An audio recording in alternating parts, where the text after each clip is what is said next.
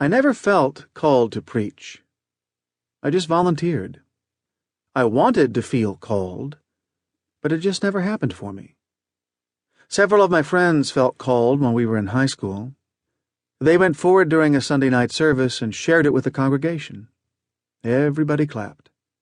Some of them are still in ministry. I think one of them is in jail. One afternoon I was driving somewhere with my dad, after one of those long moments of silence that fathers and sons have when driving together. I spoke up and said, "Dad, does a person have to be called into ministry, or can they just volunteer?" He thought for a moment. "Well, I guess it's okay to volunteer." "Good," I said. "I would like to volunteer." So I did. In fact, it was 2 volunteer environments that shaped me as a communicator. During my sophomore year of college, our youth pastor, Sid Hopkins, asked me if I would help him lead our Wednesday night student Bible study. That was a really strange request, since we didn't even have a Wednesday night Bible study. Upon further investigation, I discovered that he wanted me to start a study for our students. I had never led or taught anything in my life. I was a whopping 2 years older than some of the students I would be teaching, but I agreed to give it a try. The good thing about being so young was that I knew what wouldn't work. Preaching wouldn't work. Teaching for 20 or 30 minutes wouldn't work. A verse-by-verse Bible study wouldn't work. Telling a bunch of stories and tacking on a point wouldn't work. So, I decided to err on the side of simplicity. Nobody told me how long our Bible study was supposed to last, so I didn't feel compelled to fill up a lot of time. I had been given a blank page. On week 1, about 20 students showed up. I passed out 3x5 cards with 1 verse printed on one side and a question printed on the other side. The verse for that first week was John chapter 17, verse 4. "I glorified you on the earth, having accomplished the work which you have given me to do." We talked about what it meant to glorify something. I explained that glorifying the Father was Christ's chief purpose for coming, and that it should be ours as well. Then I had them turn the card over and spend 30 seconds thinking about an answer to the following question.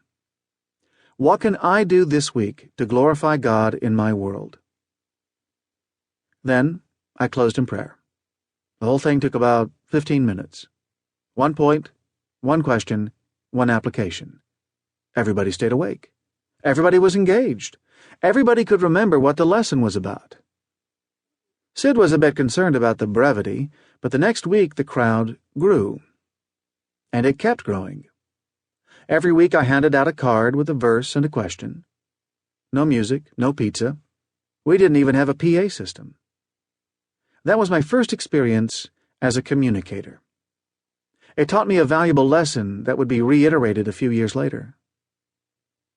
In 1981, I moved to Dallas, Texas, to attend Dallas Theological Seminary. At the end of my first semester, the principal of a local Christian high school asked me if I would present a message for their weekly chapel service. I accepted. Since it was high school students, I decided I should pick a narrative portion of Scripture. Somehow I landed on the story of Naaman and Elisha. Naaman was the captain of the army of Aram. Elisha was, well, you know who Elisha was. Anyway, Naaman has leprosy, and Elisha sends him to take a dip in the river. Naaman obeys and is healed. I spent hours poring over this story. I drew upon my vast knowledge as a first-semester seminarian. I went to the library and researched the Arameans. I had pages of notes. I had an outline that went something like this. Naaman's problem, Naaman's pride, Naaman's plea, Naaman's proof. I was so overprepared. The night before I was to give the message, I was down beside my bed praying. I started praying for the students I was going to speak to the next day. I didn't know any of them personally, but I knew that from their perspective this was going to be just another chapel led by yet another unknown chapel speaker.